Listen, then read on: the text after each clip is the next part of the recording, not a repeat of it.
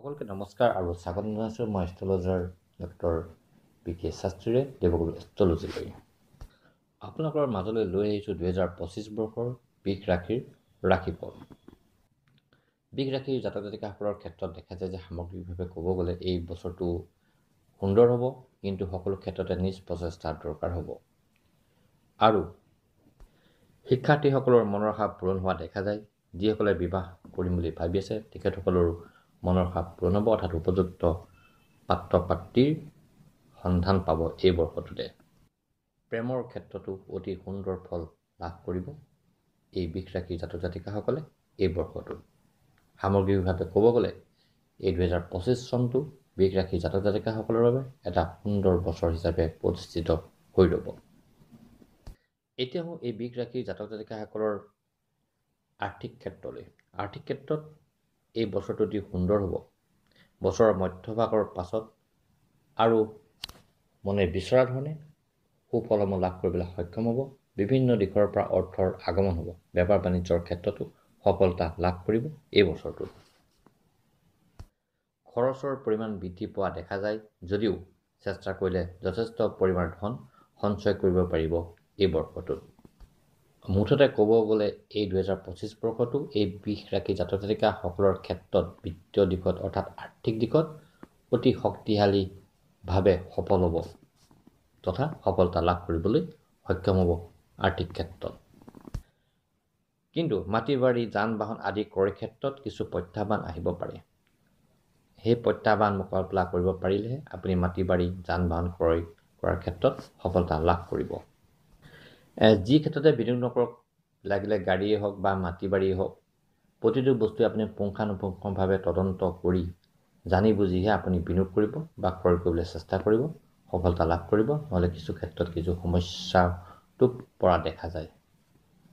বেপাৰ বাণিজ্যৰ ক্ষেত্ৰত এই বৃষ ৰাশিৰ জাতক জাতিকাসকলে অতি সুন্দৰ ফল লাভ কৰিব। বছৰৰ আৰম্ভণিতকৈ বছৰৰ মধ্যভাগৰ পৰা ফলসমূহ অতি সুন্দৰ পাব। কিন্তু যেতিয়া ব্যৱসায়িক ক্ষেত্ৰত কিছু সাৱধানতা অৱলম্বন কৰক, তেহে সফলতা লাভ কৰিব।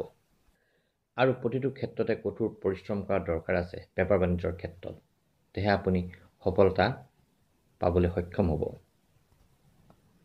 আপোনাৰ বেপাৰ বাণিজ্য বিস্তাৰ হোৱাৰো সম্পূৰ্ণ সম্ভাৱনা আছে এই বৰ্ষটোত।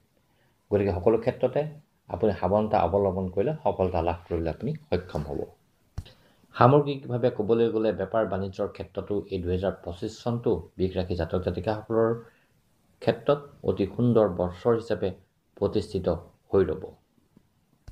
শিক্ষাৰ ক্ষেত্ৰত দেখা যায় যে এই বছৰটো এই বৃষ ৰাশি জাতক জাতিকাসকলৰ অতি সুন্দৰ হ'ব। মনে ভবা ধৰণে ফলসমূহ লাভ কৰিবলৈ সক্ষম হ'ব। যিসকলে উচ্চ শিক্ষা লাভ কৰিম বুলি ভাবিছে বা দূৰণিবতীয়া স্থানত শিক্ষা ল'ম বুলি ভাবিছে তেখেতসকলৰ মনৰ আশাও পূৰণ হোৱা দেখা যায়। পঢ়া শুনাৰ মাধ্যমেৰে পৰিয়াললৈ আপুনি সুনাম কঢ়িয়াই আনিবলৈ সক্ষম হ'ব। অৰ্থাৎ বৃষ ৰাশি জাতক জাতিকাসকলে পঢ়া শুনাত আগবাঢ়ি যাব পাৰিব আৰু সমাজত নিজৰ মান প্ৰতিষ্ঠা কৰিব পাৰিব। এই বৃষ ৰাশি জাতক জাতিকাসকলৰ বিদ্যাৰ্থীসকলৰ ক্ষেত্ৰত এটা কথাই ক'ব বিচাৰোঁ যে আপোনালোকে যিকোনো পৰিস্থিতিতে মানসিক চাপ কেনেকৈ সন্তুলন কৰিব লাগে সেইটো জনাটো অতি দৰকাৰ আছে। তেহে আপুনি সফলতা লাভ কৰিব বিদ্যাৰ ক্ষেত্ৰত অৰ্থাৎ শিক্ষাৰ ক্ষেত্ৰত। এতিয়া আহোঁ এই বৃষ ৰাশি জাতক জাতিকাসকলৰ কেৰিয়াৰৰ ক্ষেত্ৰলৈ। কেৰিয়াৰৰ ক্ষেত্ৰত এই বছৰটো অতি সুন্দৰ হ'ব। সকলো ক্ষেত্ৰতে সফলতা পাব। যিসকল প্ৰাৰ্থীয়ে চাকৰি বিচাৰিছে তেখেতসকলে চাকৰি অৰ্থাৎ কৰ্মসংস্থাপন পাবলৈ সক্ষম হ'ব। বিভিন্ন সুযোগ আহিব আপোনালোকৰ সন্মুখলৈ। সেই সুযোগসমূহৰ সৎব্যৱহাৰে আপোনাক সফলতা প্ৰদান কৰিব। কৰ্মস্থান যিসকলে অৰ্থাৎ চাকৰি কৰি আছে তেখেতসকলৰ কৰ্মস্থান পৰিৱৰ্তন হোৱাৰ যোগো দেখা যায় আৰু কিছু প্ৰমোচন আদিও পাব। আৰু যিসকলে সুন্দৰভাৱে কাম কৰি আছে তেখেতসকলে কৰ্মক্ষেত্ৰত সুনাম অৰ্জন কৰিবলৈ সক্ষম হ'ব এই বছৰটোত। পাৰিবাৰিক ক্ষেত্ৰত এই বছৰটো এই ৰাশি জাতক জাতিকাসকলৰ অতি সুন্দৰ দেখা যায়। এই বছৰটোত পৰিয়ালৰ সদস্যসকলৰ মাজত মৰম প্ৰীতি অৰ্থাৎ আস্থা বৃদ্ধি পাব আৰু ইজনে সিজনক আপোনালোকে বুজিবলৈ চেষ্টা কৰক, অতি সুফল পাব। প্ৰতিটো ক্ষেত্ৰতে এই ৰাশি জাতক জাতিকাসকলে পৰিয়ালৰ সহায় পাব জীৱনত আগবাঢ়ি যাবলৈ। কিছুৰ ক্ষেত্ৰত কিছু প্ৰত্যাহ্বানো আহিব পাৰে। সেই প্ৰত্যাহ্বানসমূহ মোকাবিলা কৰিবলৈ চেষ্টা কৰক, সুফল পাব। অৰ্থাৎ ঘৰুৱা কাম কাজসমূহ সযত্নে কৰিবলৈ চেষ্টা কৰিব, অৰ্থাৎ সামাজিক কামসমূহ সযত্নে কৰিবলৈ চেষ্টা কৰিব, সুফল পাবলৈ আপুনি সক্ষম হ'ব এই বছৰটোত। বৈবাহিক জীৱনৰ ক্ষেত্ৰত এই বছৰটো অতি সুন্দৰ দেখা যায়। মনৰ বিচৰা ধৰণে ফল লাভ কৰিব। যিসকলে সতি সন্তান আশা কৰি আছে তেখেতসকলৰ সতি সন্ততি লাভ কৰাৰ যোগ এই বছৰটোত দেখা গৈছে। যিসকলে বিবাহ কৰিম বুলি ভাবিছে তেখেতসকলৰ বিবাহৰ যোগ এই বছৰটোত সূচিত হৈছে। মনে বিচৰা পাত্ৰপ্ৰাৰ্থী পাবলৈ সক্ষম হ'ব এই বছৰটোত। এতিয়া আহোঁ বৃষ ৰাশি জাতক জাতিকাসকলৰ প্ৰেমৰ ক্ষেত্ৰলৈ। প্ৰেমৰ ক্ষেত্ৰত এই ৰাশি জাতক জাতিকাসকলে মিশ্ৰিত ফল পাব। সকলো ক্ষেত্ৰতে সাৱধানতা অৱলম্বন কৰাটো দৰকাৰ আছে। বিভিন্ন ক্ষেত্ৰত শত্ৰুৰ প্ৰভাৱ দেখা যায়, গতিকে সাৱধানতা অৱলম্বন কৰি প্ৰেমত আগবাঢ়িব, সফলতা লাভ কৰিব। কোনো ক্ষেত্ৰতে ভুল বুজাবুজিক প্ৰশ্ৰয় নিদিব। ভুল বুজাবুজিক প্ৰশ্ৰয় দিলে কিছু বিপদত পৰিব পাৰে। গতিকে প্ৰেমৰ ক্ষেত্ৰত এই ৰাশি জাতক জাতিকাসকলে অতি সাৱধানতা অৱলম্বন কৰাটো দৰকাৰ আছে, তেহে সফলতা পাব।